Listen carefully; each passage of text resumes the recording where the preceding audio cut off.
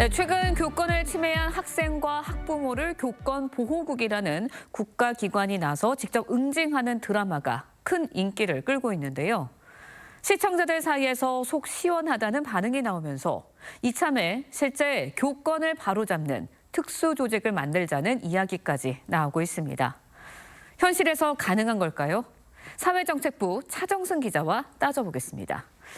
네, 차 기자 먼저 드라마와 교권보호국에 열광하는 이유가 뭔가요? 네, 우리 애 아빠가 화가 아주 많이 났어요. 드라마 참교육에 나온 대사입니다. 아들을 과잉보호하면서 담임교사에게는 밤낮 없이 메시지를 보내는 이른바 극성 학부모의 모습을 그렸습니다.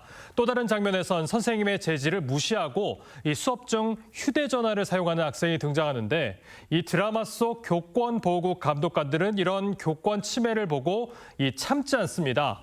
통쾌한 액션까지 더해진 초법적인 사이다 응징이 큰 쾌감을 주는 게 인기몰이의 이유로 보이는데 이 교권 침해에 무력한 선생님들과 신뢰가 무너져버린 교실의 모습은 이 우리 현실이라는 점에서 이걸 비단 드라마로만 볼 수 있느냐 이런 반응이 나오고 있습니다. 네, 그렇다면 실제 교육 현장에서의 교권 침해 얼마나 심각한 건가요?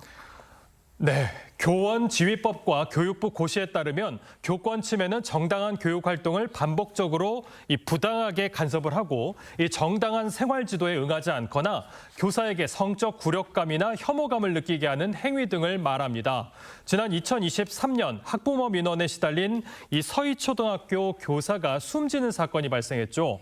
2021년엔 인천의 한 초등학교에선 학부모가 수업 중인 교사를 찾아가 목을 조르는 등의 폭행을 해서 법정 구속되기도 했는데 교사는 외상 후 스트레스 장애와 배뇨 장애를 호소할 정도로 극심한 고통을 겪었습니다. 전국 교원 3,551명을 조사했더니 86%가 지난 1년간 교권 침해를 직접 경험하거나 목격했다 이렇게 답했고요.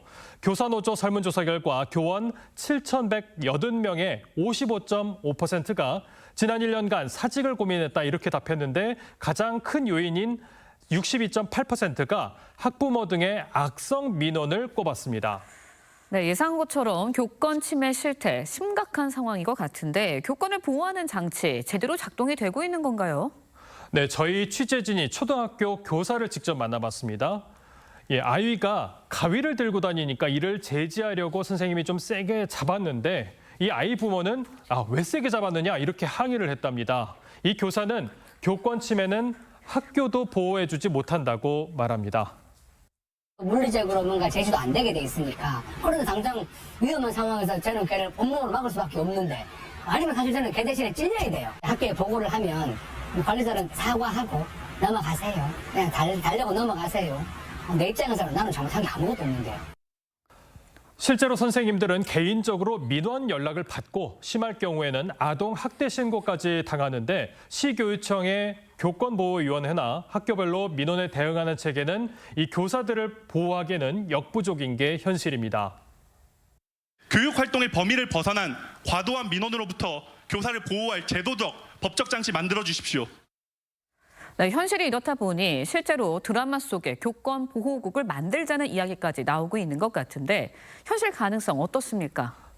네, 그런 얘기들이 나오고 있는데 먼저 안민석 경기도 교육감 당선자는 교권보호국 같은 조직을 신설할 걸 제안하면서 해병대, 특전사, 공수부대 출신 교사 20-30명을 문제가 있는 학교에 투입해서 계도하고 분위기를 바꾸는 게 필요하다 이렇게 말하기도 했습니다.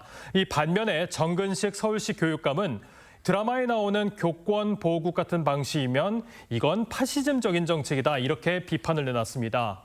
드라마가 흥행하면서 교권에 대한 관심이 늘어난 거는 다행이지만 이 실제 교육 현장에서 필요한 거는 응징이 아니겠죠. 이 절차에 따른 교사 보호와 악성 민원을 교사 개인의 대응으로 남겨두지 않는 학교와 교육청의 책임 있는 자세입니다. 교사들 입장에서 보면 자꾸 위축이 돼가지고 적극적으로 교육하기보다는 자꾸 수비적이죠. 수세적으로 이제 몰리다 보니까 교사들은 소극적으로 교육할 수밖에 없고. 교실 안에서의 교권 침해, 어제 오늘의 이야기가 아니죠. 교권을 바로 세울 수 있는 체계 반드시 필요한 것 같습니다. 차 기자 잘 들었습니다.